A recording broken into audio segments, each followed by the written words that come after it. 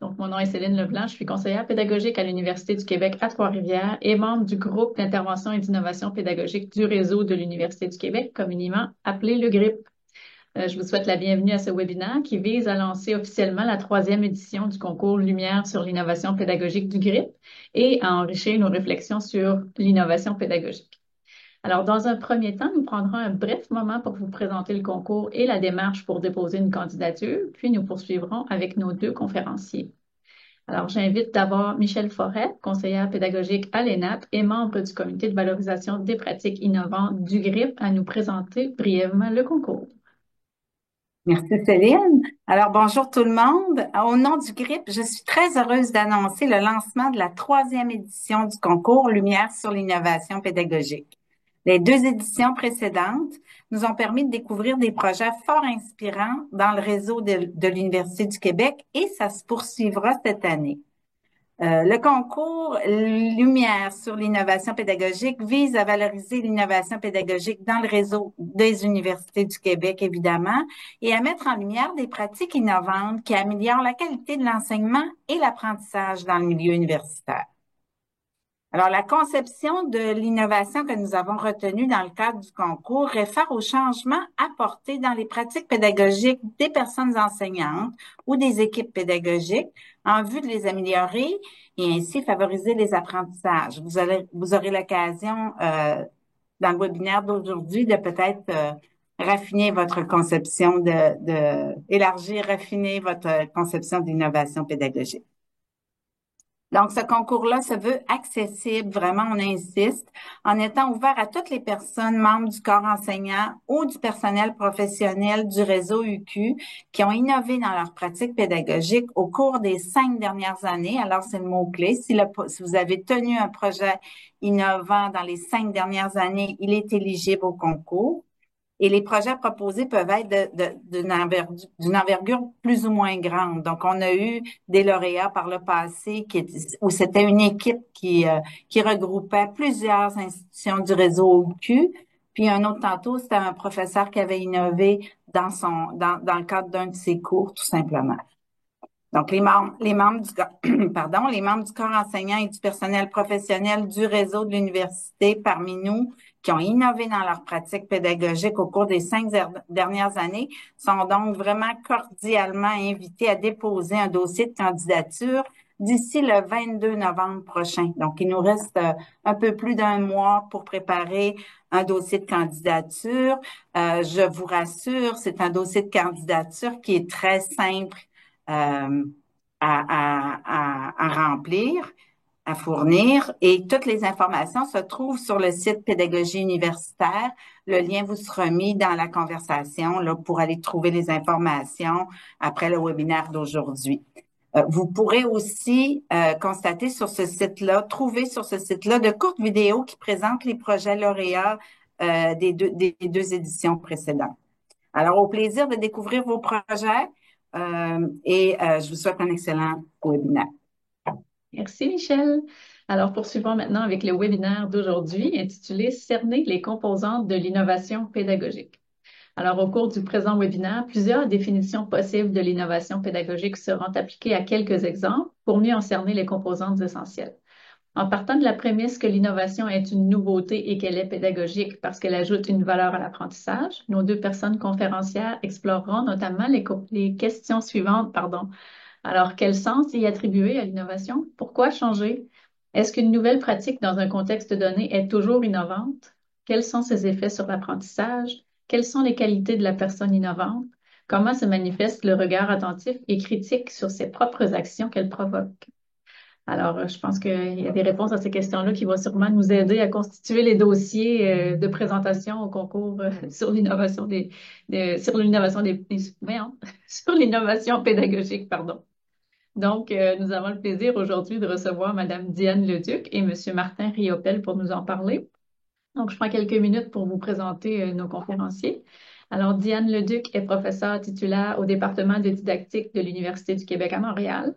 Spécialisée en enseignement supérieur, elle est directrice de l'Observatoire interuniversitaire sur les pratiques innovantes d'évaluation des apprentissages, l'OPIEVA, et co-directrice du réseau Papier, pédagogie, architecture, art et paysage.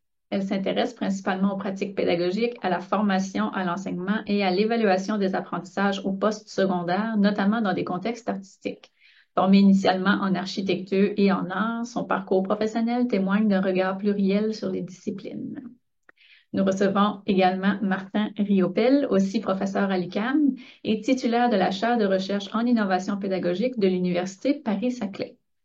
Passionné par l'éducation et récipiendaire du prix d'excellence en enseignement du réseau de l'Université du Québec en 2013, il se consacre à l'exploration des méthodes pédagogiques novatrices visant à améliorer l'enseignement et l'apprentissage. Il a publié de nombreux articles en lien avec des environnements numériques d'enseignement, d'apprentissage et d'évaluation dans le contexte des sciences, des mathématiques et des langages.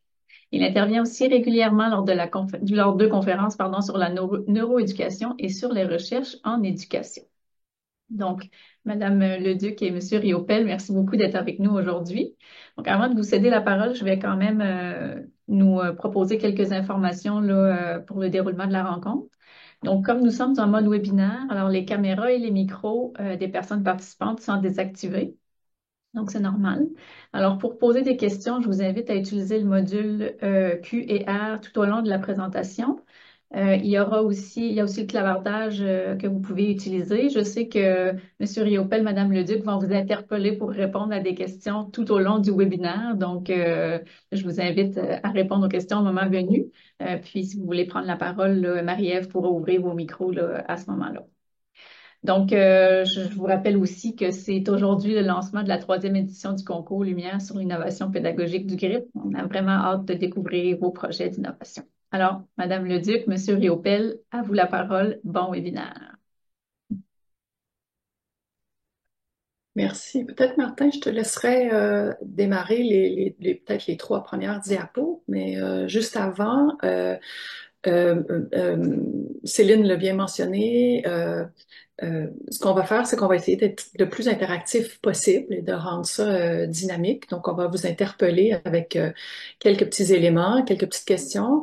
Il n'y aura pas trop de gymnastique informatique, mais il y en a une ou deux, un ou deux petits moments. Si jamais ça marche pas, c'est comme pas de problème, on va revenir à quelque chose de très simple, puis juste clavardage.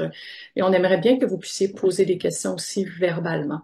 Donc, voilà, essayez de... Je pense qu'il va y avoir... c'est Marie-Ève qui va s'occuper, entre autres, du clavardage. Fait que vous pouvez aussi lever la main, puis on va pouvoir allumer votre micro. Est-ce que tu veux commencer, Martin, avec les 3 premières Pas de diapos, à moins que problème. tu aies autre chose à dire? Affiche les diapos et puis je vais y aller. Oui, Oui, je vais je, juste partager pendant que mon tu fais ça, écran. je vais ajouter, je vais renchérir sur ce que tu as dit à propos des interactions. Moi, je vous invite bien à aller dans le clavardage et même à demander la parole pour Oui, nous interrompre dans la présentation. Je suis un présentateur qui aime beaucoup être interrompu. En général, ça produit de belles choses. Et donc, n'hésitez pas à le faire. Ça va nous faire plaisir d'aller dans le sens, en fait, de ce qui vous intéresse. C'est ça un peu le but de l'interaction. C'est que ça, on peut dire toutes sortes de choses, mais on aimerait aller vers ce qui vous interpelle particulièrement. Donc, première diapo, le titre, hein, Innovation pédagogique. On s'intéresse à cerner les composants. Donc, ce que vous allez voir dans la présentation, essentiellement, c'est une oh, réflexion sur ce terme qui est très polysémique, somme toute. Et la réflexion va nous amener vers plusieurs possibles définitions. Puis ensuite, vers la fin, je vais, je vais revenir avec ça en essayant de dire oui, et si on essayait de le mesurer. Moi, je suis quelqu'un qui mm, vient du quantitatif, je m'intéresse beaucoup à ça. Et le moment où on essaie d'aller mesurer, c'est souvent un moment où on précise encore le concept. Et c'est ce que je vais vous proposer à travers on va vous demander d'interagir par rapport à ça et ça sera intéressant de vous entendre, voir sur la réflexion qu'on pourrait faire. Ça va peut-être mener un projet avec Diane. mm. Au niveau des boussoles, peut-être que c'est un projet pour les prochaines années. Voilà. Donc, Excellent. introduction, le plan Ouais. général. Ouais, peut-être déjà, Diane, tu peux y aller pour la suite. Oui, on a identifié 3 objectifs qu'on visait pour la préparation de ce séminaire, donc qu'on identifie ensemble. Hein. Martin et moi, on travaille beaucoup, on travaille souvent ensemble, mais on a la même façon de fonctionner qui est de faire participer les gens. Nous, on voit ça un peu comme une sorte de co-construction. On va essayer d'arriver à identifier collectivement quelles pourraient être les composantes de l'innovation pédagogique. Puis ça ne veut pas dire que celles qu'on va identifier ensemble sont les seules. Il y en aura probablement d'autres qu'on n'abordera pas.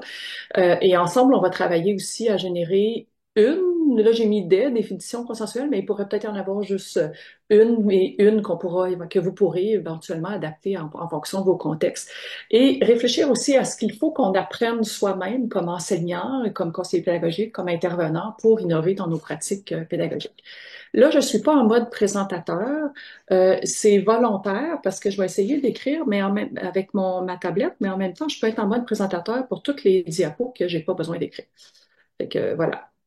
Donc, j'enchaîne avec une petite introduction. Première chose, bon, là, déjà, j'ai besoin de vous départager.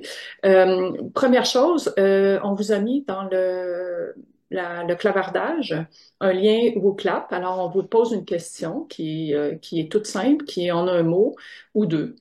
Qu'est-ce que pour vous l'innovation pédagogique? Alors, je vous invite à aller dans le clavardage, puis là, je vais essayer d'aller voir mon WooClap.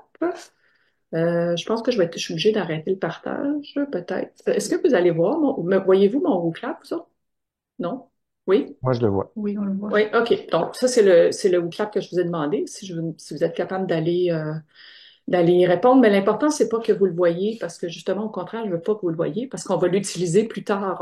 On va générer un petit nuage de mots, puis on va l'utiliser un petit peu plus tard. Donc, je pense que ce que je vais faire, c'est que je vais arrêter le partage pour aller dans le WooClap, puis je vais vous revenir dans 2 petites secondes. Est-ce que je vais aller voir s'il y en a? Est-ce que oui, il y a 11 personnes qui ont répondu au WooClap. On va attendre un petit peu, un petit peu, en un mot ou deux. Qu'est-ce que pour vous l'innovation pédagogique? Là, je vais aller voir. Voilà, je commence à voir. Il y a 23 personnes. On est combien de participants? Je n'ai pas remarqué tout à l'heure. 42. 42, OK.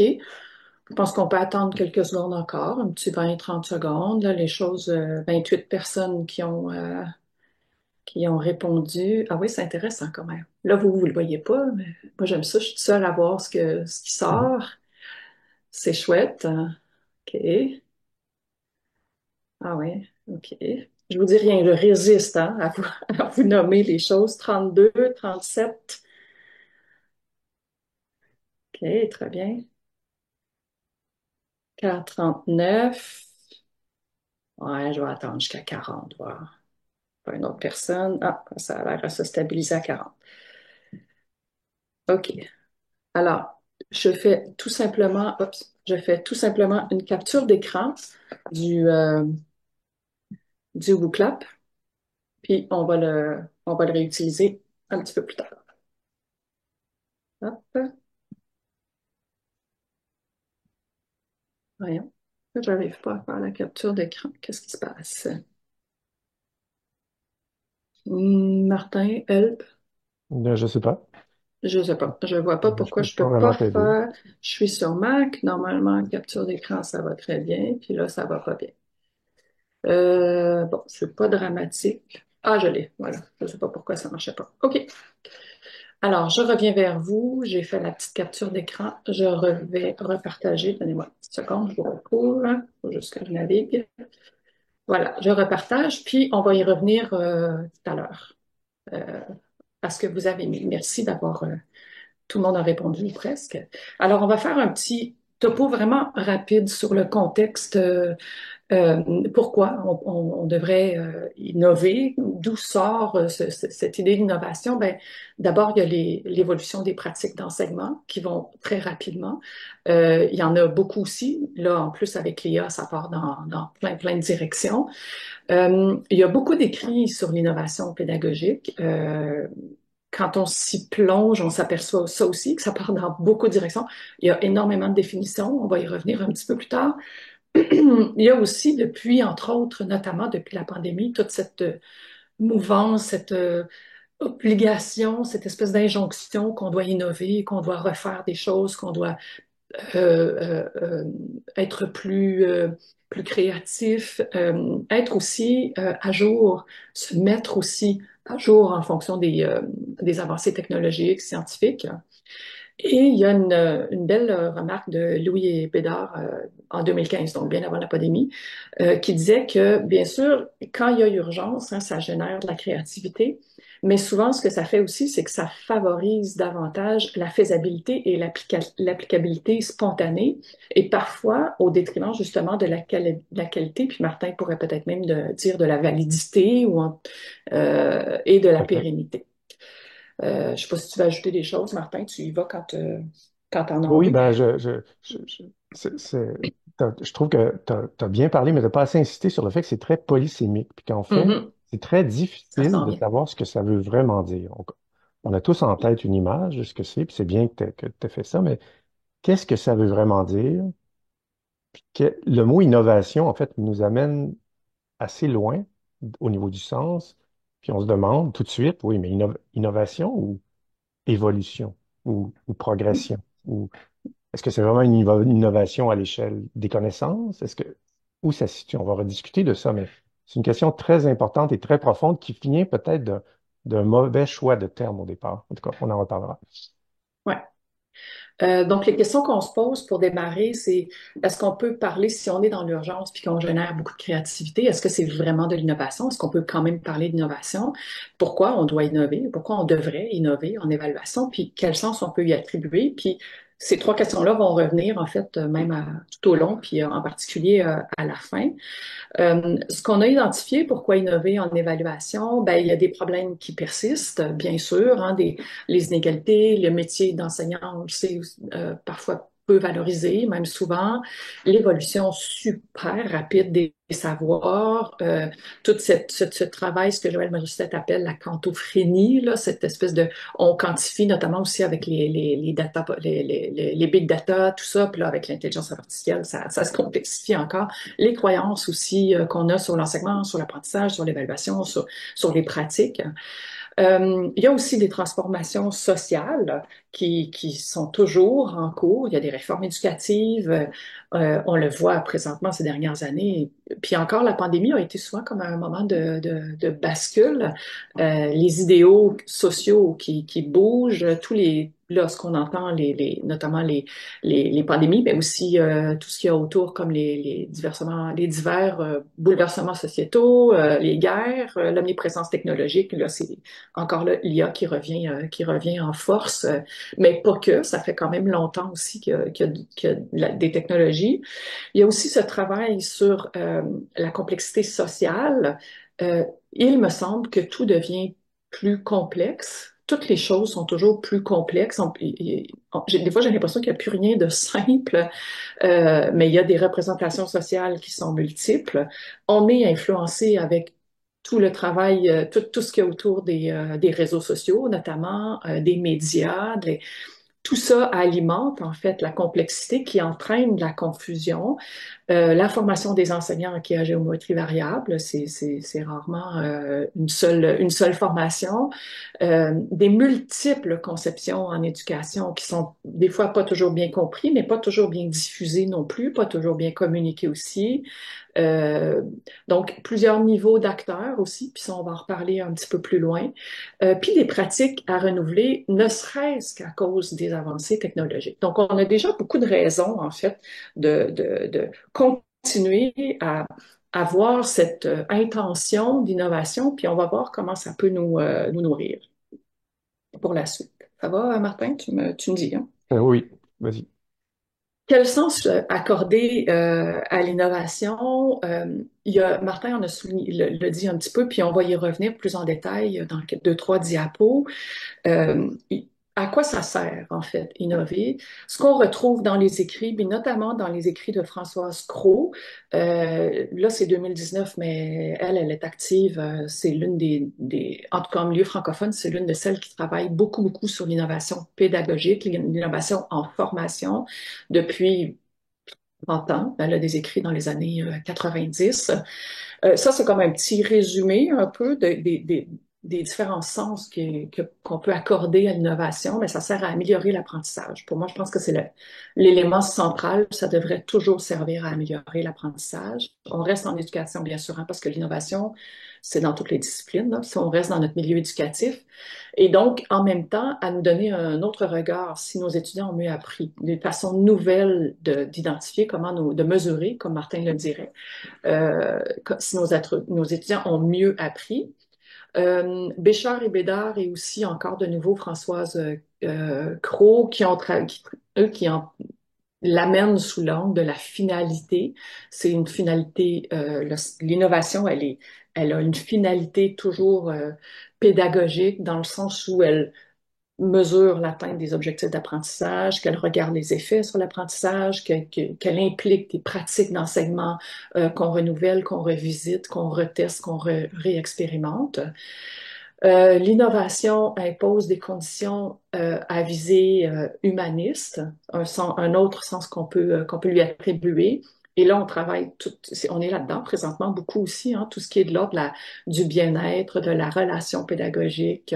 On parle beaucoup de la rétroaction, d'une bonne communication, d'adapter nos pratiques d'enseignement en fonction des contextes dans lesquels on enseigne, de s'adapter à la diversité des apprenants qu'on a devant soi, tout ça rentre dans cet aspect-là.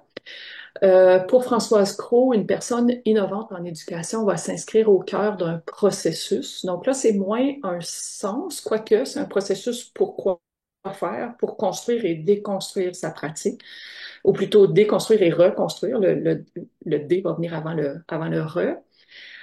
Puis, toujours selon Françoise Cros, qui est très volubile, en fait, notamment sur l'innovation, elle dit qu'une personne innovante s'y investit avec énergie, prend des risques, accumule les essais et les erreurs, joue avec l'incertitude. Elle en parle souvent et ça nous apparaît comme un élément essentiel aussi, parce que innover indique et suppose aussi qu'on va aussi prendre des risques.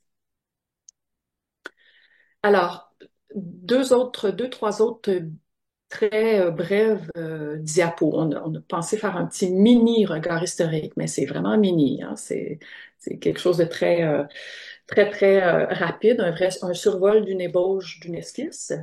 Et là, on fait appel à plusieurs auteurs. Martin, tu l'as dit, il y a plusieurs définitions, hein. Il y en a qui en notent 600.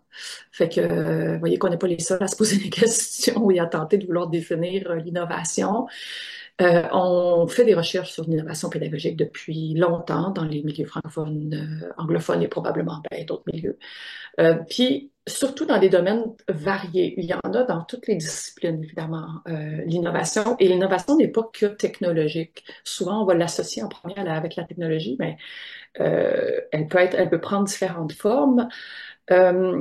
Par contre, ce que François Cros nous informe en 1997, vous voyez que ça fait quand même un petit bout, c'est que il y a plusieurs objets de recherche en fait, et l'innovation pédagogique fait l'objet elle-même aussi de recherche, c'est vraiment un objet comme tel, mais il est très difficile d'en développer une théorie générale qui ne serait pas spéculative. Donc, toujours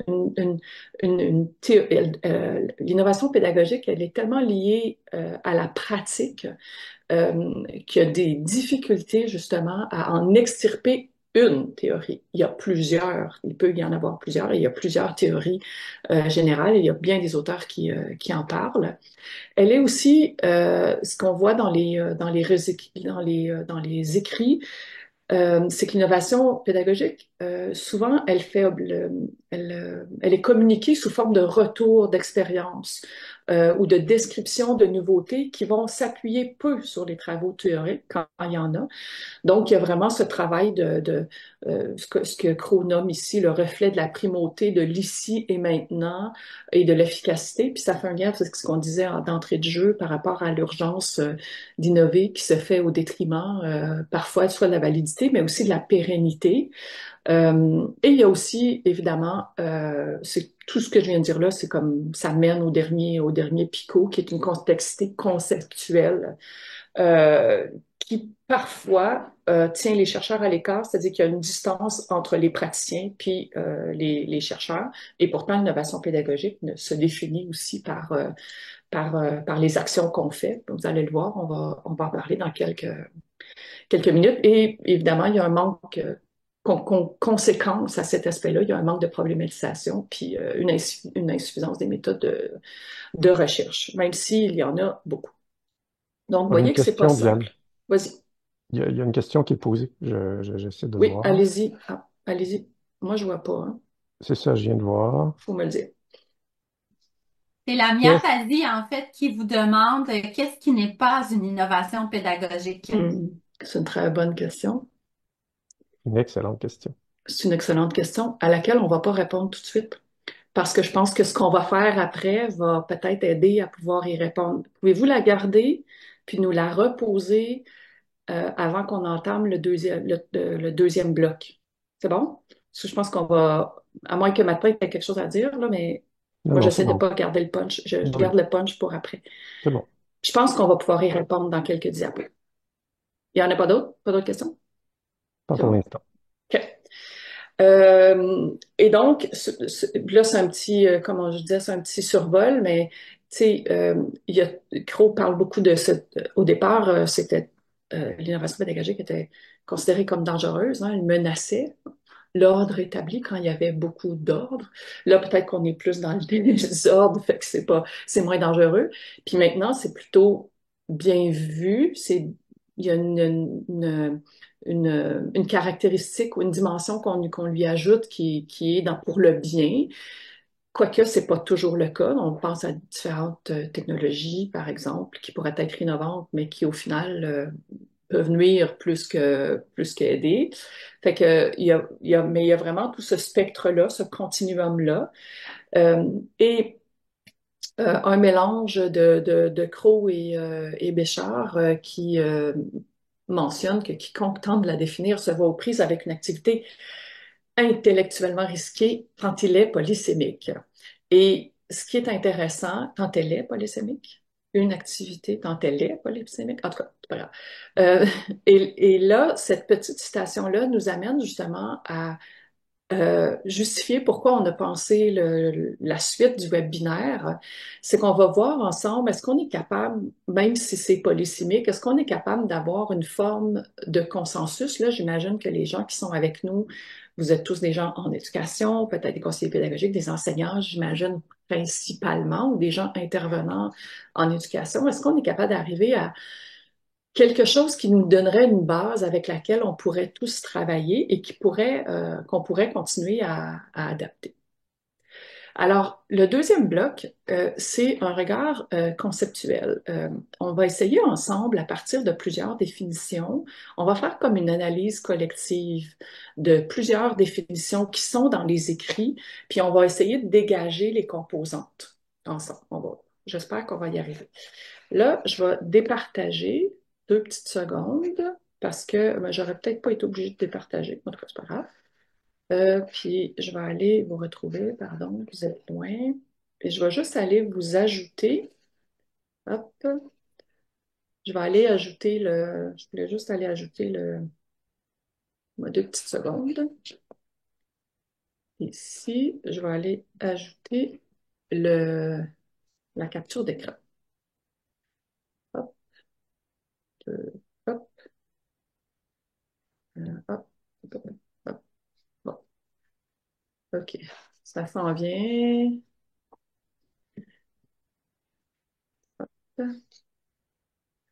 Et là, bon, faut que je sorte. Bon, j'arrive pas à mettre la capture d'écran, mais c'est pas grave. Dans la diapo, c'est pas grave. Peut-être va sur le site directement comme tu Exact, as fait c'est tout ça à que je vais l'heure. faire. C'est exactement ça que je vais faire. Voilà. Alors, je repartage. Où êtes-vous? Où êtes-vous? Où êtes-vous? Je vous cherche. J'ai tellement de fenêtres d'allumées. Euh, Zoom. Bon, vous êtes là. OK. Je vais repartager juste. Ben là, vous l'avez pas. Donnez-moi 2 petites secondes. Ouais, c'est ça. Je partage ceci. Là, vous ne voyez pas grand-chose parce que je ne suis pas à la bonne place. Le WooClap. Vous voyez le WooClap? Oui, Oui, Oui, c'est bon. très bien. Alors, ce qui est intéressant, c'est ben, la nouveauté, la créativité. La nouveauté arrive le plus souvent. Fait que là, ça, c'est un élément central. On va y revenir. La créativité. Sortir des sentiers battus, ça, moi, je l'ai vu souvent aussi dans des petites recherches qu'on a faites avec différents aspects pédagogiques sur l'innovation, la créativité et le dynamisme. Je sais pas s'il y a des choses qui vous interpellent. Vous pouvez réagir, les participants, si vous avez envie de réagir. Martin, as-tu j'aime assez approfondissement. On voit qu'il y a nouveauté, mais il y a nouveau, il y a nouveauté dans un contexte, fait que ça n'a pas apparu, ça n'a pas grossi nouveauté parce qu'il y avait plusieurs mots, mais c'est quand même là. Oser changer. Alors, ouais, oser changer. Euh, Optimisation, l'innovation du mindset. Oui. Ah, habitus. Euh, Est-ce que la personne qui a écrit habitus aurait envie de nous expliquer ce qu'elle veut dire par habitus? Peut-être l'écrire ou nous juste prendre la parole. On a encore nouveauté ici. Ouais, nouveauté dans sa pratique. Ouais. Sonia Marchand, c'est ça? Non, c'est pas vrai. Ça, c'est quelqu'un qui vient d'arriver. Donc, la personne qui a écrit habitus ne veut pas prendre la parole, ne veut pas l'écrire. Y a-t-il quelqu'un qui l'écrit ou non? En tout cas, Sinon, moi, quand je regarde le nuage, une des choses que je vois des choses dont on va discuter par la suite, puis oui, j'attire votre attention là-dessus. Donc, la notion de nouveauté à mon avis, entre en écho avec le mot innovation, puis on comprend bien, sortir des sentiers battus, effectivement, c'est intéressant. Il y a quelque chose à réfléchir là, qui est intéressant, l'idée de progression aussi, nouveauté dans sa pratique. Bon. J'aime bien nouveauté dans sa pratique, parce que dans sa pratique, ça fait référence à la notion d'échelle dont on va parler plus tard. Parce que ouais, lorsqu'on dit nouveauté, c'est à quelle échelle? Est-ce que c'est à l'échelle de la personne, à l'échelle d'un groupe, à l'échelle d'une institution, à quelle échelle? Et ça change tout dans la réflexion. Puis, il va y avoir cette réflexion-là. Mais d'un autre côté, on voit tout un pan en haut à droite sur l'apprentissage, sur l'idée de progression, de quelque chose, favoriser l'apprentissage, quelque chose de cet ordre-là, viser l'apprentissage. Donc, il y a vraiment quelque chose là, un effet positif. Je vois aussi en haut à gauche la question des méthodes, la question des pratiques, l'idée qu'on change quelque chose, qu'on va dans le concret, et on va en parler aussi. Et en bas vers la droite, ce que j'aime, on voit apparaître à travers justement l'habitus, les pratiques, mais j'aimais l'idée de l'aspect dynamique qu'on a vu tout à l'heure et tout ça, l'idée que il y a une notion de processus. Il y a quelque chose qui s'étale dans le temps ouais. et qui ne se fait pas juste en une fois, quelque chose qui va s'étendre et qui va faire partie de notre pratique. Donc, qui est quelque chose qui va s'étaler dans le temps. Puis encore une fois, la question d'échelle se pose. Je vais revenir avec les échelles tout à l'heure. Donc, je vois apparaître les principales composantes de l'échelle, des Ouais. échelles dont on va discuter et je trouve ça très intéressant parce qu'effectivement, il y a quelque chose là qui se passe. Et moi, je suis à la recherche de quelque chose d'autre, peut-être une dimension qu'on aurait échappé. Si en cours de route, ça vous vient, n'hésitez pas à l'ajouter quelque part dans la discussion. Je vois une main levée, Sonia Marchand. Oui, puis allez-y, Madame Marchand, puis il y a Pranka qui nous parle de la notion d'adaptation à un contexte, effectivement. Cette idée d'adaptation-là, je pense qu'on ne le voit pas dans les... Mais il y a Mhm. adaptation, tout à fait, oui. Allez-y, Madame Marchand. Bon, ben j'ai réussi à trouver mon microphone. Ah, Et... c'est bien. En fait, je me, quand j'ai écrit les mots, ce qui m'habitait, c'est, tu sais, voyons, l'innovation, ça part de quoi? Ça part de qui? Ça part de où? Donc, je voyais beaucoup la notion d'expérience personnelle Mhm. puis moi, ce qui me rejoignait, c'est la notion de prendre des risques une perspective d'enseignement, puis de favoriser les apprentissages des étudiants. On est tenu de prendre des risques parce que au final, c'est eux qui nous disent s'ils ont appris ou pas. Donc, je sais pas si je suis claire dans ce que j'exprime là, mais tu sais, puis je le voyais beaucoup comme personnel. Tu sais, c'est quoi mes habitudes à moi en enseignement? Est-ce que je reproduis la façon dont on m'a enseigné? Est-ce que je tente des expériences sur ce que je viens de découvrir, de ce que d'une nouveauté à laquelle j'ai assisté? Fait que c'est vraiment de pour moi, c'était très personnel, là, parce que la littérature, elle documente, là, puis, Oui, ouais. Fait que Oui, c'était puis ça. j'aime beaucoup l'idée de prendre des risques parce qu'effectivement, d'un point de vue personnel, si on ne prend pas de risques, comment peut-on vraiment évoluer? Je vois ça avec les équipes qu'on accompagne en France. Il y a vraiment une notion de risque. Il faut aller assez oui, loin pour qu'on on sache pas déjà ce qui va se passer pour pouvoir évoluer par la suite avec le retour et essayer de voir si effectivement il y a quelque chose là qui va nous obliger à aller plus loin. Puis j'aime bien l'idée que ça soit personnel parce que le risque pour une personne, pour un enseignant, c'est pas forcément un risque pour un autre. On a chacun nos zones de confort. Et puis, c'est- cette notion-là de prendre des risques, en fait, amène à l'idée de s'éloigner de sa propre zone pour explorer autre chose qui est peut-être et qui déjà nous amène vers l'idée d'une communauté, l'idée qu'on est plusieurs, qu'on discute, qu'on ouvre des choses et les zones de confort d'un sont inconfortables pour l'autre. Et là, on se met à avoir quelque chose qui va amener vers un progrès, vers une évolution, vers quelque chose d'intéressant et qui est très nourrissant professionnellement aussi. Il y a d'autres personnes qui ont levé la main. Excellent. Oui. Rochane ou Rocane Kerbouche. Je vais retourner dans le diaporama parce que je vais continuer à prendre des notes pendant qu'on discute. Oui, vous m'entendez ou pas? Très Très bien. bien. Allô, vous m'entendez? Oui, oui, Oui, on vous entend très on bien. vous entend Allez-y. très Ok, bien. Ouais. super. En fait, c'est juste pour vous dire que le chat, la conversation, elle est fermée. On n'arrive pas à écrire. Je sais pas si vous êtes au courant. Personne ne peut écrire. Ah, Ah, d'accord, merci, c'est Ben, noté. Voilà, mais, c'est juste ça. ben, c'est gentil. Bon courage. Mais faites-le dans le questionnaire Q et R alors. Parce qu'on les voit, Non, fait qu'on. non, moi je peux pas. J'ai pas réussi. Ah, non, mais il y a le chat, il y a l'endroit où on peut clavarder et il y a un autre module qui s'appelle Q et R. Et là, on voit des questions apparaître. Donc, on imagine que vous pouvez écrire dans cette section-là. On voit bien en bas de l'écran Q et R. ouais. On va C'est voir si pas c'est grave. possible. Oui, c'est pas Sinon, ben, grave. vous pouvez simplement lever la main, puis Oui, lever on la main, pourra c'est très bien. aussi vous donner la parole, hein. Moi, je dirais même que je préfère lever la main. Allez-y, levez la main et puis interrompez-nous. Dites-nous, bon, j'ai une question Oui. ou j'ai une remarque et ça va être très intéressant. Il y avait aussi Lamia. Lamia, Oui, oui. avec ce que vous dites, ça m'amène à vous poser une question. En fait, quand on décide de faire quelque chose de différent, on est, on ne sait pas dès le début que ça va être une innovation. En fait, c'est à la fin du processus qu'on se rend compte, ah ben c'est quelque chose de nouveau par rapport à ce que je fais. Et est-ce que j'appelle ça innovation? Donc, ma question, c'est, on ne décide pas dès le début de dire, OK, ben, je vais tenter une innovation. Non, c'est pas comme ça. Est-ce que vous êtes d'accord? Tout à fait. Vous allez le voir vers la fin du diaporama, on parle du cycle de l'innovation. Vous allez voir qu'il peut y avoir différents points d'entrée dans le cycle. Puis effectivement, c'est pas toujours. On pourrait imaginer que c'est pas toujours conscient, mais vous allez voir avec le travail des définitions ce que ça va faire. C'est intéressant parce que dans les définitions, c'est très conscient. Parfait, merci. Est-ce qu'il y a d'autres interactions avant qu'on passe aux définitions? Je vois pas dans le.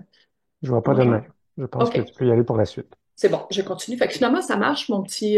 Quand je prends des notes, je peux pas être en mode présentation, donc je vais rester comme ça si ça vous dérange pas, parce que j'aime bien pouvoir prendre des notes en même temps. Alors, première définition. Là, on va faire un petit exercice ensemble. Je vais essayer de ne pas prendre trop de temps non plus, parce qu'on a plein de belles choses à vous dire aussi à la fin du travail du diaporama. Je vous mets la définition de West et Alting, qui date de 1996. C'est volontaire, on part de loin, que Crow a repris à multiples reprises après. Alors, eux, ce qu'ils disent, c'est qu'il y a quatre éléments, hein. Une innovation pédagogique, c'est une nouveauté. Et une nouveauté qui peut être à la fois absolue, nouveauté pour une nouveauté, ou simplement en regard d'un lieu d'adoption, en regard d'un contexte. On l'avait dans votre nuage de mots, il y avait ces éléments-là liés au contexte, et le mot nouveauté est apparu en plus gros, hein. C'est celui qui est apparu chez la majorité d'entre vous, une plus grande proportion d'entre vous. Et il dit aussi qu'il y a une composante d'application. Donc, c'est une innovation pédagogique a un aspect, lui, eux, ils appellent ça concret, mais il y a quelque chose de tangible à la fin. C'est pas juste l'idée d'innover ou c'est pas juste un regard qu'on porte sur quelque chose, mais il y a toute cette idée qu'il y a comme une finalité, il y a quelque chose. Au bout du processus, il y a quelque chose qu'on peut définir, qu'on peut utiliser, qu'on peut transférer, qu'on peut adapter. Ils disent aussi qu'il y a toujours une intention d'amélioration. Il y a une innovation quand il y a une intention d'amélioration. Alors là, c'est intéressant de ce que vous avez dit, Lamia, juste auparavant. Oups, excusez. Juste auparavant, j'ai fait une petite manœuvre ici. Hop, désolée, j'ai déplacé des choses. Il y a cette idée, je retrouve, donnez-moi 2 petites secondes. Ouais. Il y a cette idée que on a l'intention d'améliorer. Cela dit, on peut avoir l'intention d'améliorer sans avoir en tête de, bon, là, je vais innover. L'expérimentation d'innovation pourrait venir plus tard. Dans la pensée de West et Elting, c'est vraiment faire cette distinction-là, de pas juste dire je change pour changer. Il y a je change pour quelle raison? Parce qu'il y a quelque chose que je veux améliorer. C'est revisiter des choses, c'est reprendre des choses.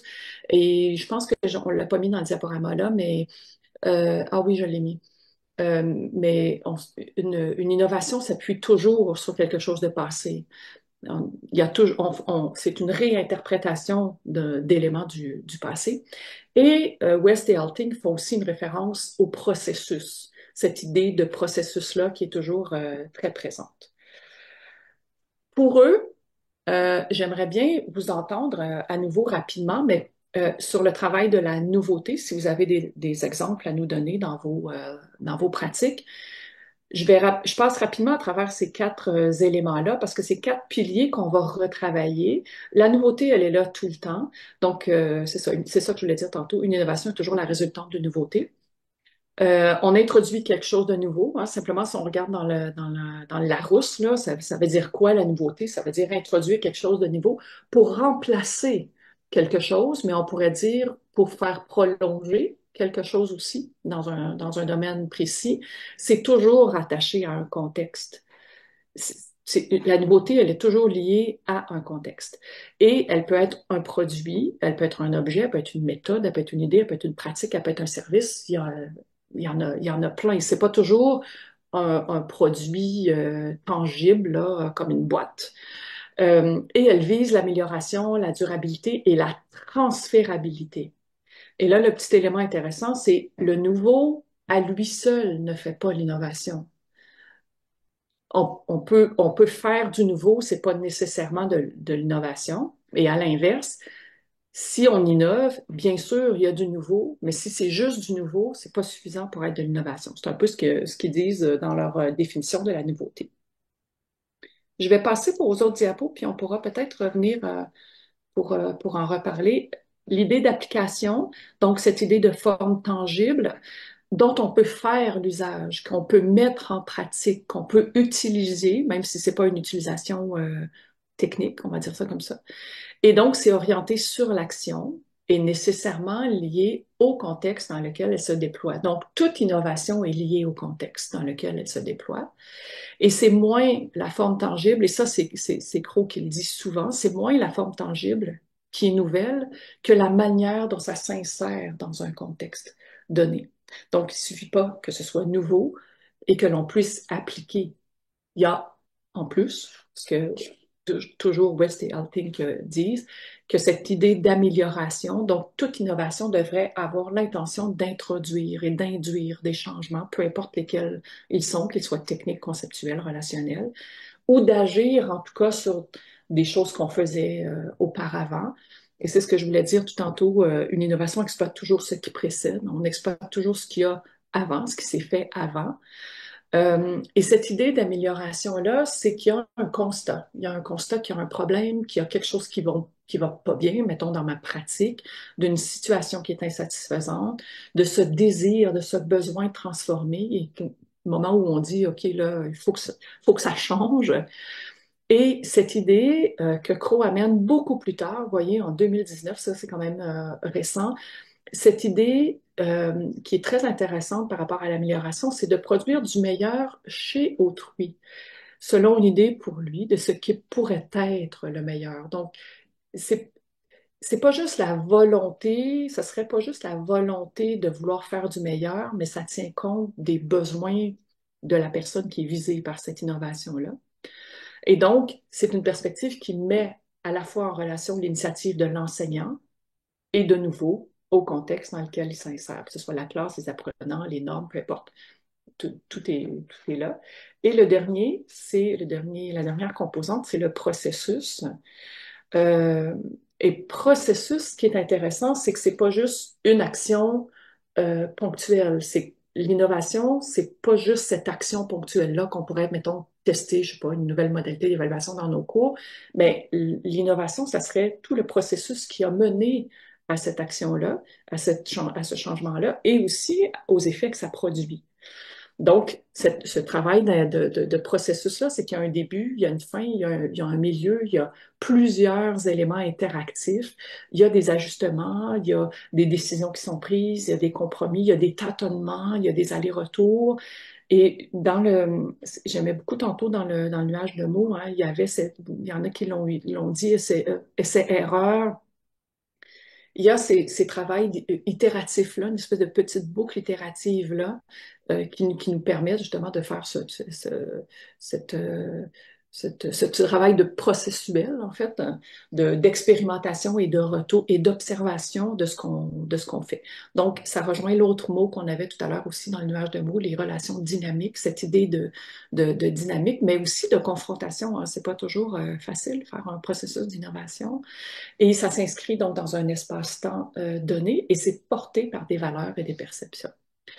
Euh, et là, il y a une autre citation de Françoise Cros. C'est pas tant le résultat ou le produit, hein, qui prime que la façon dont on insère ça dans le contexte et elle parle du tissu social, mais nous, on pourrait parler dans le tissu de nos pratiques. J'avance à moins qu'il y ait des interactions, mais sinon, j'avance avec la deuxième définition.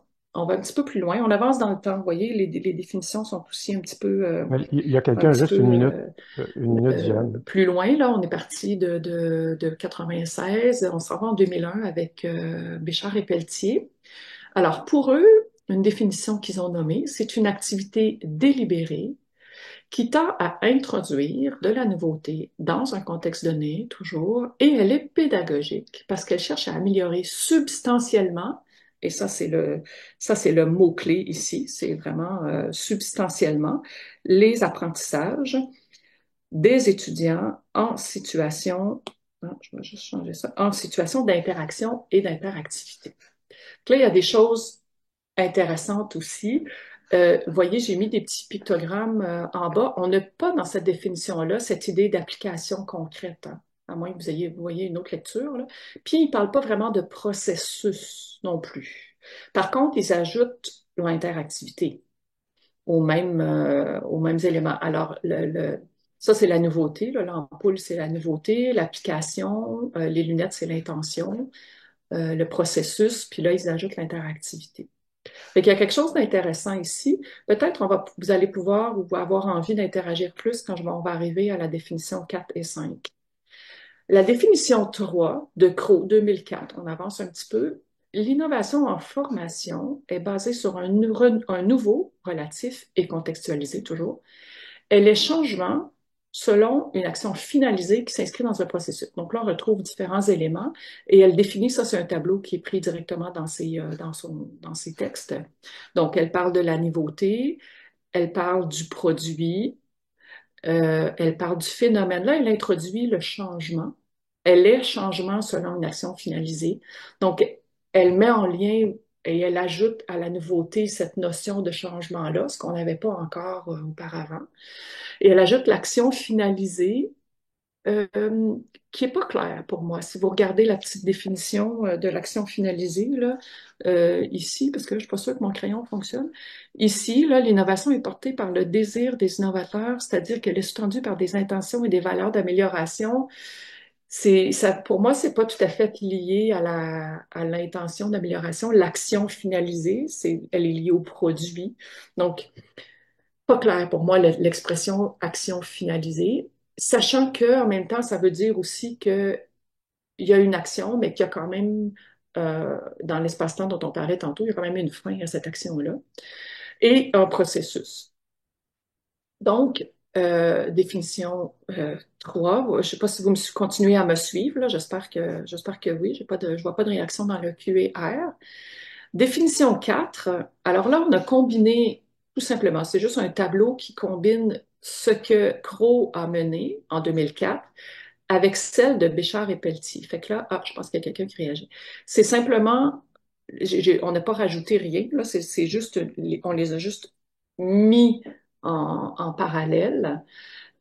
Sauf que dans la colonne de droite, on a intégré les caractéristiques de Crowe à l'intérieur de la définition de Béchard et Pelletier. Diane, Oui, il y a des gens qui... les gens aimeraient que tu mettes ton truc en plein écran parce que c'est difficile à c'est lire trop parce que c'est petit. trop petit. Voilà. Voilà, j'y arrive. Voilà. C'est mieux? Oui, Voilà. Donc, la colonne de droite, c'est les caractéristiques de l'innovation de la colonne de gauche, donc de Crowe, qui est incluse avec la définition de Béchard et Pelletier. Donc, on aurait cette idée d'innovation ici. Là, mon stylet, malheureusement, je pense que vous le voyez pas, mon stylet. pas du tout. Pas du tout. Mais c'est ça parce qu'on est en mode présentation, fait que c'est pas grave.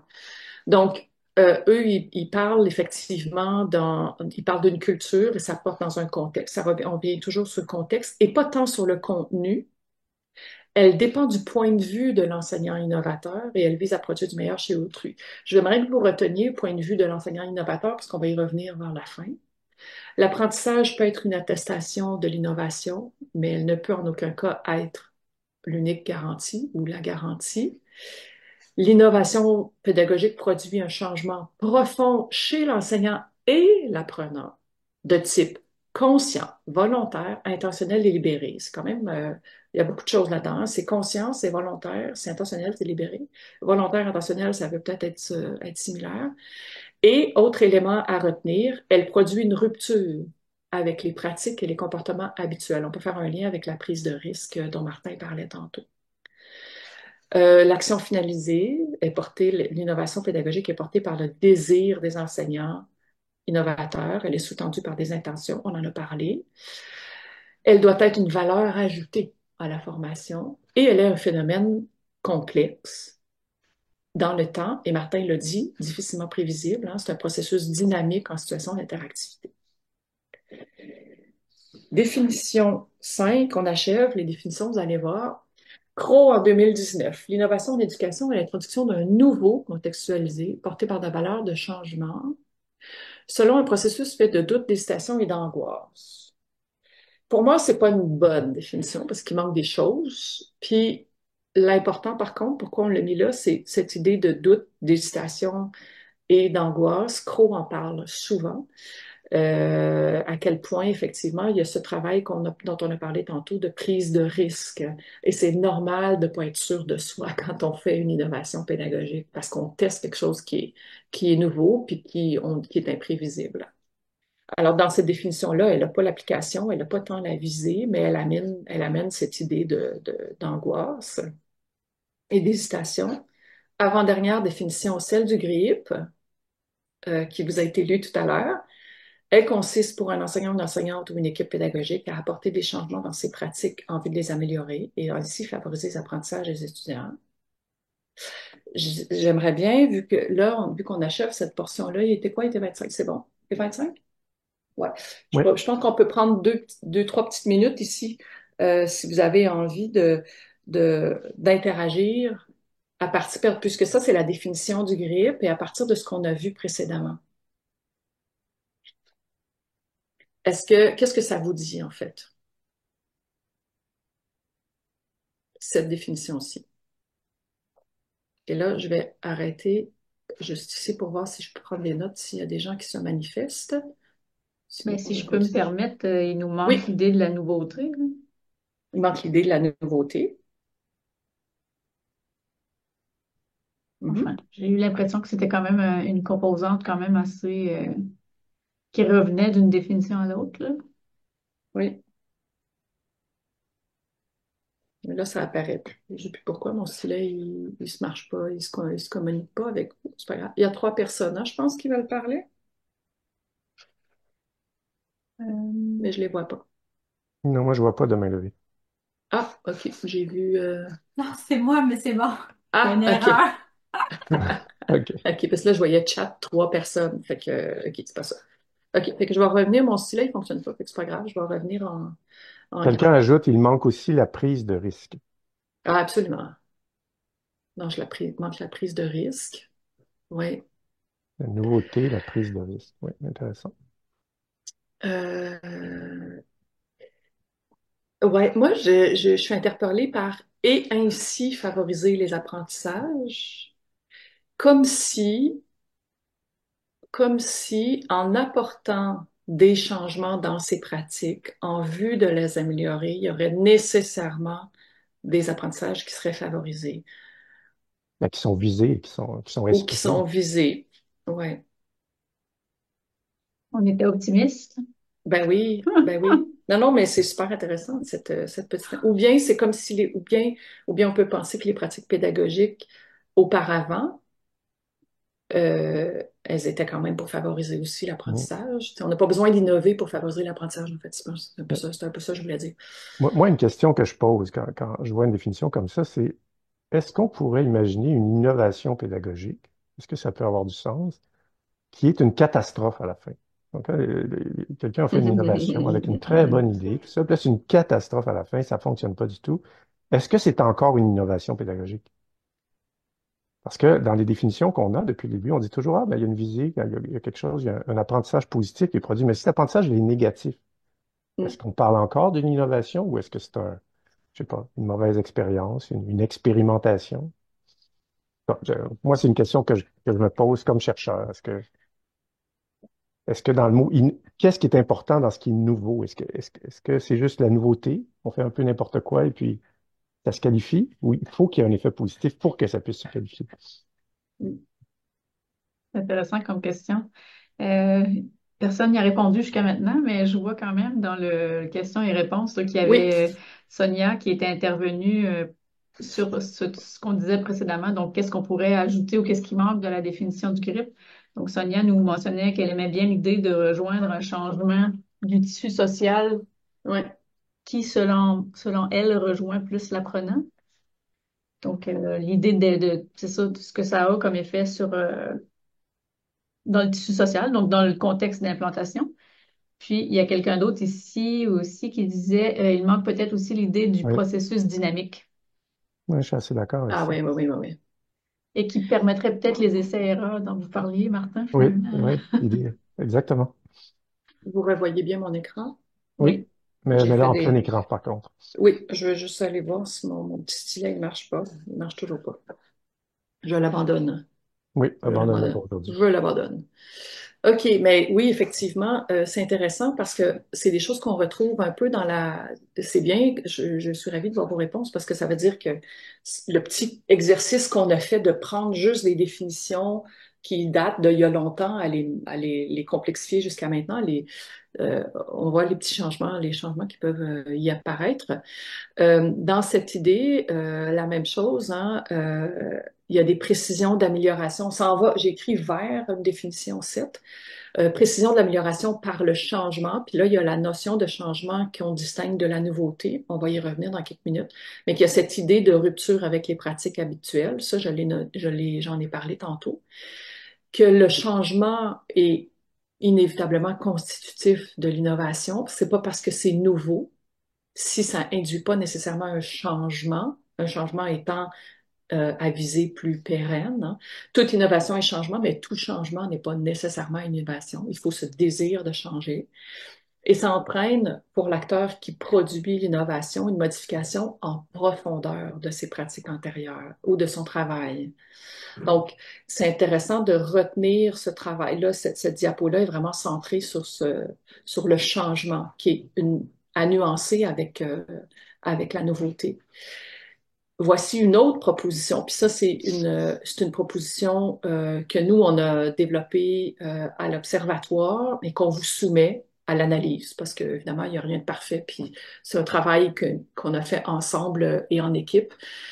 On dit, et on essaye de combiner à partir de cet exercice des différentes définitions que l'innovation pédagogique, c'est un processus dynamique, délibéré, donc c'est volontaire, qui tend à introduire dans une situation d'interaction de la nouveauté, dans une culture et un environnement d'apprentissage donné. Donc, pas juste dans un contexte. Ça paraît plus complet d'avoir culture et environnement. Elle est vecteur de changement selon une action finalisée et elle est sous-tendue par des valeurs d'amélioration substantielle de l'apprentissage. On vous soumet cette... Mais avant, peut-être je pourrais, si réfléchissez à ce que vous pourriez nous dire, mais on va aller à la prochaine diapo qui parle de chacune de ces composantes-là. C'est-à-dire la nouveauté, dont on a quand même parlé, qui exprime ce qui est manifeste pour la première fois, qui n'est pas conforme à la tradition dans un contexte donné. La valeur ajoutée à l'apprentissage, le changement, donc le désir d'agir sur ce qu'on faisait avant, mais avec ce travail de rupture avec les pratiques, ça c'est Netbus qui en parlait, et qui est un changement profond à la fois chez l'enseignant et chez l'apprenant. Puis nous, on a ajouté, c'est pas présent vraiment par contre dans la définition, quoique c'est lié au changement, mais ce travail réflexif. L'innovation devrait, mais c'est dans le processus, c'est comme implicite dans le processus, hein, que l'innovation amène un regard attentif et critique sur ses actions et nous fait prendre conscience de ce qu'on faisait avant et même avant, pendant et après aussi. Puis il y a toute cette idée de faire évoluer sa pratique. On arrive au bloc 3. Je vais laisser la parole à Martin, à moins qu'il y ait des gens qui veulent interagir. Madame Marchand, j'adore cette définition. C'était laquelle? La 7? Ben, la 7, oui, effectivement. Celle-ci. On peut prendre peut-être une petite minute s'il y en a qui veulent réagir sur cette définition-là. Je trouve qu'en fait, tu vois, en la revisitant avec vous, il manque le travail réflexif.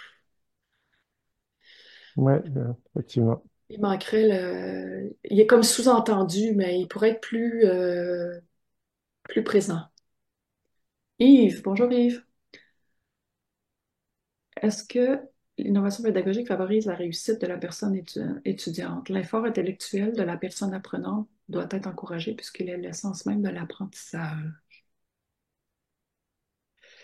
Ben, moi, je dirais que oui, parce que l'innovation pédagogique, elle doit inclure une plus-value pour l'apprentissage.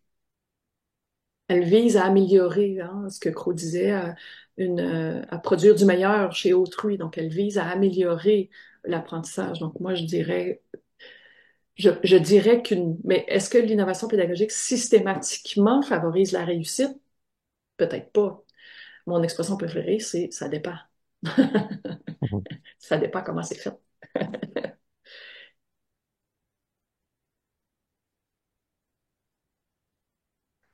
Euh, Autre question, quelle est la différence entre l'innovation et la rénovation? Ah, c'est une bonne question. Il faut lire les textes déjà, la rénovation, c'est on, on prend ce qu'il y a là, puis on ajoute, on retravaille ce qui est là. On n'est pas nécessairement dans un travail tout le temps ni de nouveauté, probablement un peu de changement. Euh, et la rénovation, c'est porter un regard différent sur ce qu'il y a déjà, sur ce qui est déjà là. C'est une plus grande exploitation, je trouve, de ce qui est déjà. Alors que l'innovation, on va déconstruire pour reconstruire.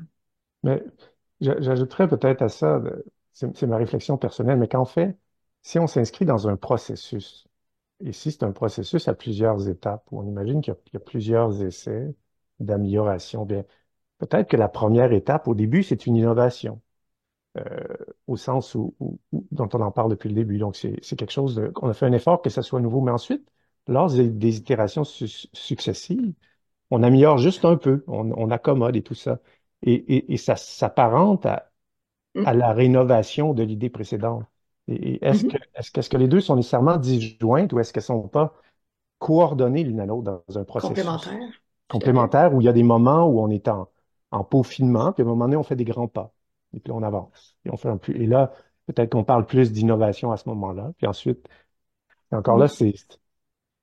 je suis pas convaincu que c'est une question auquel on répond de façon complètement satisfaisante. C'est quelque chose Non. qui est à réfléchir. Et peut-être si on avance dans la présentation, puisque le temps file. Là. Oui, mais on a deux petites Oui, interventions allons-y. Ben vraiment. Je vais oui. juste les souligner parce que c'est vraiment intéressant. Sandrine qui dit l'injonction à innover n'est-elle pas l'ennemi de l'innovation? Quelle belle question. Très belle question, effectivement. Si on est obligé d'innover, où est l'intention délibérée? Si on est obligé d'innover, comment on en s'embarque dans ce processus-là?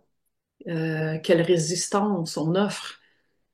Moi, je suis bien d'accord avec vous que ça serait, il faut pas que ce soit une injonction, il faut que ce soit porté par euh, les personnes elles-mêmes. Il faut que ça soit, bien, on va y arriver avec le cycle. Je vais arrêter là, passer tendance, mais on va y arriver plus loin. Et Oui, Kamel qui dit, pourquoi doit-on parler de changement? N'est-il pas une faute, une une fuite en fuite. avant, Voilà. une fuite en avant? Pourquoi ne pas commencer par une refonte pédagogique et si on remarque qu'il y a obligation de rénovation au changement? Ouais, moi, j'aime bien. Je trouve que ça évoque encore l'idée du processus. Parce Oui, que c'est comme si on réfléchissait souvent la notion d'innovation comme localement, instantanément. tout à Mais en fait. fait, ça s'inscrit dans un processus. Et si on est dans un processus cohérent, effectivement, on ne va pas toujours tout changer. On va plutôt essayer d'améliorer les choses. Et lorsqu'on va ressentir le besoin d'une amélioration différente, là, on va peut-être faire un pas plus grand. Mais encore faut-il qu'il soit nécessaire. Si ça fonctionne, quand ça fonctionne, faut-il absolument retourner en arrière et faire un peu changer juste pour Mm, changer? exact. Et ça ouvre la question de l'évolution aussi. On parle d'innovation pédagogique, on pourrait parler d'évolution pédagogique, d'aller vers l'avant, mais d'aller vers le positif, de progression. Voilà. Tout à fait. Mais c'est lié à l'injonction. Merci pour cette question.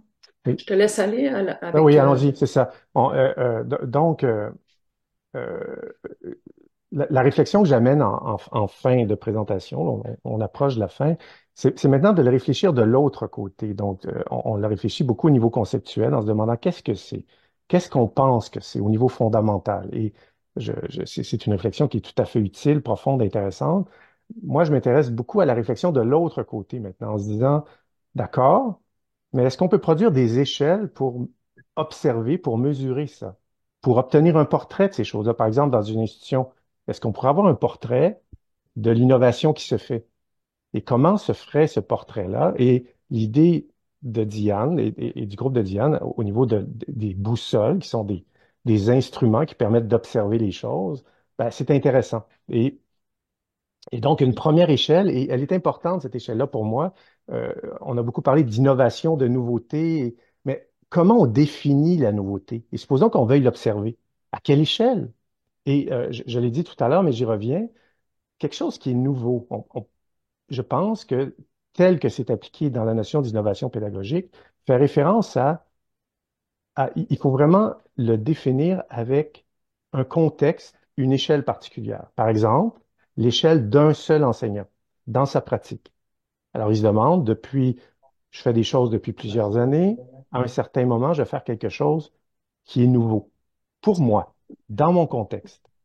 Et peut-être qu'on pourrait appeler ça une nouveauté dans ce contexte-là. Mais ensuite, on peut étendre le contexte à une équipe d'enseignants et se demander, est-ce que c'est encore nouveau? Est-ce que ça se qualifie comme nouveauté pour le contexte de l'équipe d'enseignants? Et ainsi de suite, aller jusqu'à l'échelle institutionnelle et tout ça. Et euh, tout- toutes ces, toutes ces réflexions-là, oui, je vois Diane qui avance et qui recule. Ben, parce que j'essaye de voir pour que ça rime avec ton propos. Oui, oui, ben c'est très bien. Oui, oui, ben, mais justement, tu peux passer la première déjà. Donc, il y a la question d'échelle, il y a la question d'être innovant, des caractéristiques de la personne. On dit, on peut effectivement essayer de mettre des qualificatifs par rapport à ça.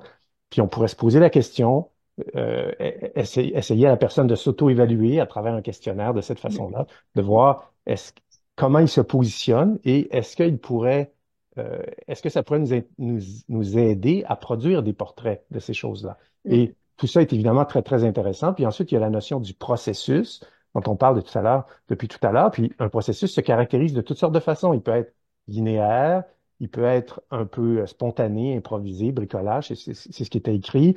Puis il y a la question du cycle qui est important. Donc, on imagine dans un processus très, très très, très mature, qui aura des cycles où on va faire tout le tour des étapes pour revenir et améliorer les choses sur une échelle de temps qui s'allonge. Et encore une fois, c'est la notion d'échelle. Et si on avait à caractériser, par exemple, les innovations ou les évolutions pédagogiques dans une institution, dans un contexte donné, ben, on peut se demander depuis combien de temps ça se fait? Ça s'inscrit dans un processus qui s'étale sur quelle échelle de temps? Pendant combien de trimestres, combien d'années?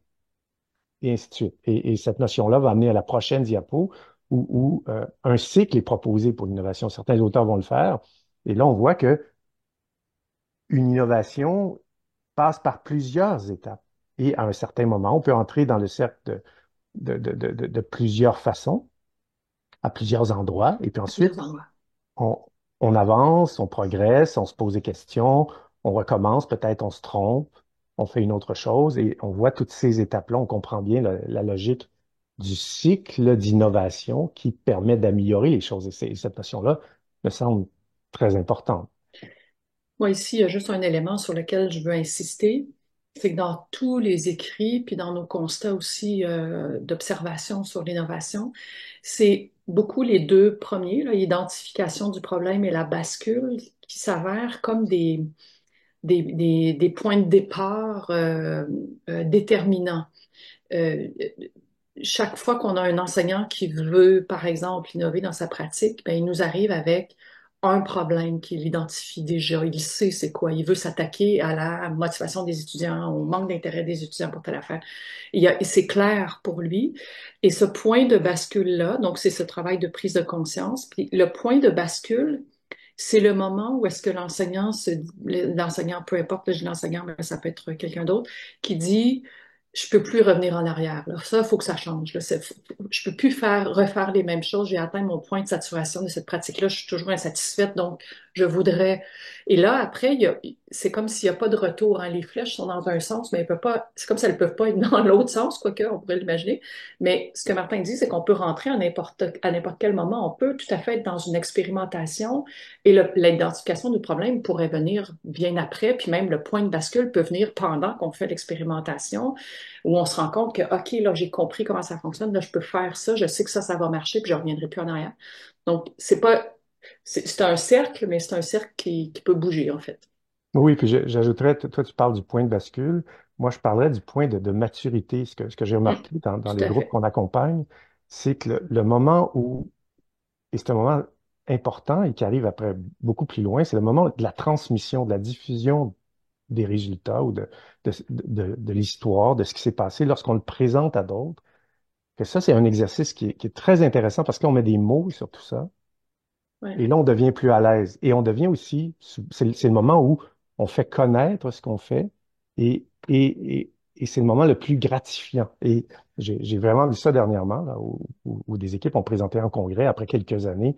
Et c'était formidable de les voir faire ça. Et moi, j'ai le goût de dire, dans l'innovation, c'est important d'essayer d'aller jusque-là, d'aller Ouais. jusqu'à être fier de ce qui a été fait et d'en parler, de choisir les mots et de découvrir tout ça. Et ça pose, ce que tu dis là, Martin, ça pose la question, si on regarde le petit rectangle transmission-diffusion, qui peut être formel de corridor ou avec des agents vecteurs, par exemple comme un colloque, peu importe ce que c'est, ça pose cette question de transmission-là, de la question qu'on a mis à la toute fin, mais si j'innove dans ma classe, puis que je le partage à personne, je teste des choses dans ma classe, mais que je le partage à personne, c'est-tu une innovation? C'est une bonne question.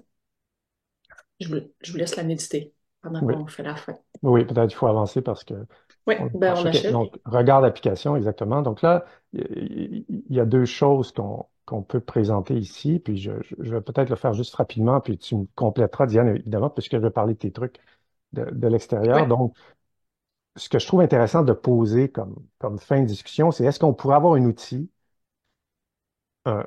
qui permettrait aux gens de se positionner eux-mêmes peut-être, ou à d'autres personnes de les interroger pour obtenir un positionnement. Et je trouve que l'outil que vous avez développé pour l'évaluation, parce que dans ce cas-ci, c'était de mesurer l'innovation en évaluation des oui, apprentissages. Et c'est un bel exercice où vous avez justement fait toute une démarche structurée pour arriver à produire un instrument qui est intéressant par rapport à ça. Et ça a été, tu le disais tout à l'heure, ça a été un gros travail et ça a permis de cadrer justement les pratiques traditionnelles par rapport aux pratiques innovantes en innovation. C'est la conclusion à laquelle vous êtes arrivé et vous avez vraiment caractérisé les choses et ensuite vous allez sonder à travers des questions les gens sur chacun de ces éléments-là pour obtenir un portrait. Puis peut-être tu Oui, peux parler de ça un peu. Ce sont, en fait, dans oui, la diapo précédente, ce sont les questions, je pense, que vous avez, c'est ça. que vous avez élaborées suite à toute cette analyse des écrits sur le sujet, hein. C'est bien ça. Tout à fait. Ça, c'est une étape. Je voulais juste vous montrer cette étape-là parce qu'au départ, on avait des éléments qui étaient des caractéristiques comme vous les voyez là. Puis, mais on s'est aperçu que c'était pas suffisant, puis que c'était des caractéristiques, c'était pas nécessairement ce qui était elle-même la pratique. Et donc, ça nous a permis, ce que vous avez là, c'est les petits post-it, c'est les grandes catégories, les petits rectangles, c'est nos questions qu'on avait développées, puis on les a organisés en fonction de la posture, des fonctions de l'évaluation, des finalités, des objets, des moyens, puis de la démarche d'évaluation. Fait que ce travail nous a permis de structurer les choses un peu pour donner, je ne sais pas si vous connaissez les boussoles Le Pieva, mais c'est ça que ça donne. Ça donne un questionnaire auquel les gens peuvent répondre en ligne et les gens se voient en fonction de l'ensemble des répondants. Puis il y a un portrait qui est généré en fonction de leurs réponses et on leur donne aussi des vignettes de ressources pour aller plus loin, pour innover. Fait qu'on a essayé d'aller identifier différents éléments. Puis on a plusieurs boussoles produites. Celle-là, c'est les résultats de la boussole innovation tradition. C'est pas les résultats, c'est juste une étape, là, parce on a plus que 165 répondants, là. Ça fait longtemps qu'on a pris cette photo-là. Oui, je te laisse finir, Martin. Oui, mais en fait, c'est que je regardais ce que vous avez fait en évaluation, puis je me suis amusé à reprendre la même diapo, puis de dire, est-ce qu'on pourrait appeler, je trouvais que spontanément, déjà, c'est une réflexion qui ressemble à une réflexion qu'on fait en pédagogie souvent par rapport aux pratiques innovantes, aux pratiques traditionnelles. Et je me suis amusé à faire l'exercice en prenant ta même diapo, en changeant juste la première ligne et la dernière ligne. Mm, mm, Et j'obtiens quelque chose qui pourrait déjà commencer à être un début de réflexion sur des pratiques innovantes en pédagogie par rapport aux tout à pratiques fait. plus traditionnelles qu'on voit dans d'autres contextes. Donc, c'était un exercice que je trouvais intéressant de faire et je me disais, donc, il y a une parenté de réflexion, de méthode par rapport aux deux Ouais, éléments. Puis peut-être passer à la diapo suivante. Puis moi, je vais terminer avec ça. Non, ouais, précédent, celle-là. revenez juste celle-là. Au niveau des composantes indépendantes, donc j'ai revisité ce que tu avais appelé les composantes tout à l'heure, en essayant de voir, est-ce qu'on pourrait les mesurer? Est-ce que des questionnaires, un instrument pourrait être fait avec ça? Et c'est un exercice spontané, c'est une première étape, mais je pense que ce serait intéressant d'en discuter puis peut-être de se lancer dans un projet comme ça, où Ouais, je voyais trois catégories, trois composantes, et la première étant la notion de nouveauté et de changement des pratiques. Moi, je les associais assez spontanément parce que je me disais, c'est une question d'échelle. C'est-à-dire, un changement de pratique peut être tout petit, peut-être pas encore se classer comme une nouveauté, mais c'est peut-être une nouveauté pour l'enseignant, à l'échelle de l'enseignant. Et c'est ce que j'ai mis en dessous dans la description, à quelle échelle.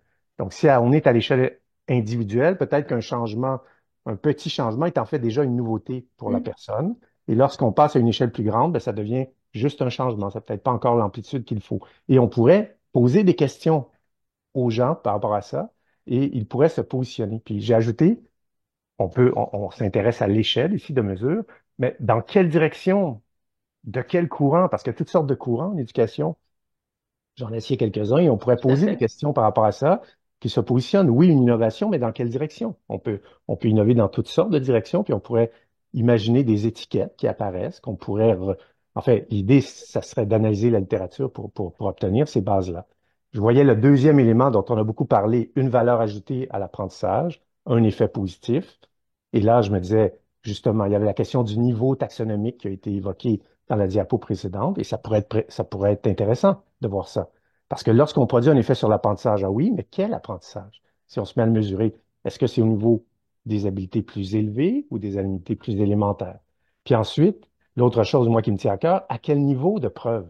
On dit qu'on espère un effet sur l'apprentissage. Est-ce qu'on l'a vu? Est-ce qu'on l'a observé? Est-ce qu'il est juste espéré? Est-ce qu'on l'a perçu comme enseignant? Est-ce que ça a été rapporté par les étudiants ou est-ce que ça a été vraiment bien mesuré et on a quelque chose de significatif dont la taille des faits est importante? Donc, il y a une échelle de preuve là, qui est intéressante et on pourrait classer les projets sur cette échelle-là. Et c'est intéressant. Moi, j'ai beaucoup vu dans les projets qu'on accompagne, plus on va vers la preuve avancée, plus l'innovation rayonne dans l'institution. Parce que, comme ils ont quelque chose de très convaincant, les collègues se mettent à dire, mais oui, il faut le faire.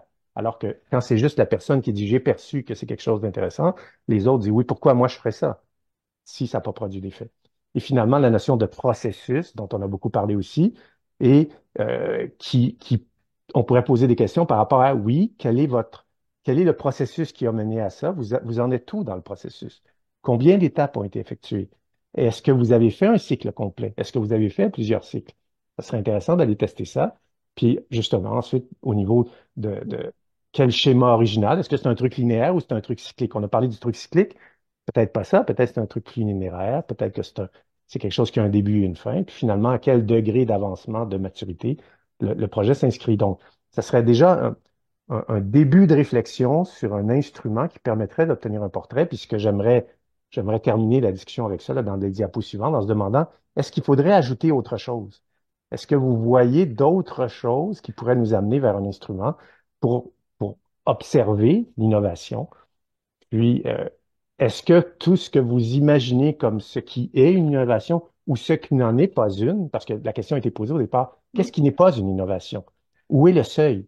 Et est-ce que l'instrument qu'on pourrait développer on pourrait mettre des seuils et là se mettre à déterminer si oui ou non on se qualifie comme innovation? Voilà. Merci Martin, il y a des petites questions, des petites interrogations qui sont intéressantes. Je vais juste les souligner, puis on pourra ouvrir la discussion, mais une innovation, on l'a toujours cette question-là. Une innovation pédagogique dans ma pratique est-elle une réelle innovation? Voilà. Si c'est une pratique relativement courante autour de moi. Ben, comme tu l'as dit, Martin, hein, si on a des leviers sur lesquels on peut dire oui, ça c'est une innovation, puis ça c'est juste une expérimentation, c'est peut-être pas innovant, donc il faut ce travail de nouveauté, de plus-value, de changement, tout ça, de réflexion. Mais Parfois, d'échelle, effectivement, c'est ça. et Et d'échelle, d'échelle. à quelle Oui, échelle? À à l'échelle de quelle la échelle? personne, c'est Oui, peut-être une innovation. Puis oui. à l'échelle de l'équipe, ça va peut-être en devenir une ou non. Ou peut-être c'est la fin d'une innovation d'équipe qui finit par arriver jusqu'à la personne. Ou bien, vu Ouais. autrement, ça pourrait être, c'est pas nécessairement une innovation, mais c'est un changement. Oui, Ça peut être un changement dans sa pratique qui pourra devenir une innovation. Mais c'est pas parce qu'on change quelque chose dans notre pratique qu'on est nécessairement innovant. Mais peut-être que le changement est juste le point de départ. Très intéressant. Et je voudrais juste souligner, c'est très intéressant ce que vous soulignez, Monsieur Boucher, qui vient d'un autre commentaire un petit peu plus haut, là, le fait de parler de la communication puis de la transmission, de l'innovation, ça incite à s'inscrire au concours, mais bien sûr, parce que le concours permet de diffuser et de transmettre ce que vous avez fait, absolument. oui, moi j'aime Pourrait-on beaucoup la créer, question. Oui, ouais, pourrait-on créer une ouais, échelle d'innovation tout à ou fait. des échelles? Parce qu'en fait, si on a un instrument qui devient à plusieurs dimensions, ben, on va avoir plusieurs échelles pour décrire avec richesse une innovation. Et ça serait intéressant de le faire. Et, Ouais, euh, et les gens pourraient s'auto-évaluer, pourraient répondre, obtenir un portrait comme dans la boussole, et ça serait un instrument de réflexion et de discussion, me semble, qui serait apprécié, je crois. tout à fait, tout à fait. Une autre question, comment accompagner l'innovation pédagogique? Une question pour les conseillers pédagogiques. La réponse est pour les conseillers pédagogiques. La réponse, elle est pour des conseils pédagogiques, oui. Oui, Oui, ben, moi, je pense, on fait beaucoup, on essaie de faire ça en France depuis quelques années. Puis, ce que je dirais, c'est vraiment la communauté. C'est l'idée que absolument. la personne ne se sente pas seule dans cet exercice-là. Et donc, ça suppose, et c'est très important qu'il y a des moments communs comme ça, mais qu'il y a aussi l'idée d'appartenir à une communauté. Nous, c'est ce qu'on sent. Les gens, ceux qui vont aller très loin, c'est ceux qui trouvent là une communauté de parenté d'esprit qui les pousse vers l'avant. Et on le fait à travers des événements, mais qui durent pas juste 2 heures sur un dîner, on fait une semaine à chaque année. Et dans cette semaine-là, les gens viennent et là, ils appartiennent à la communauté et ça les nourrit pour toute l'année suivante, ensuite, pour participer à tout ça. Et moi, j'aurais vraiment envie de dire que la variable déterminante, c'est ça.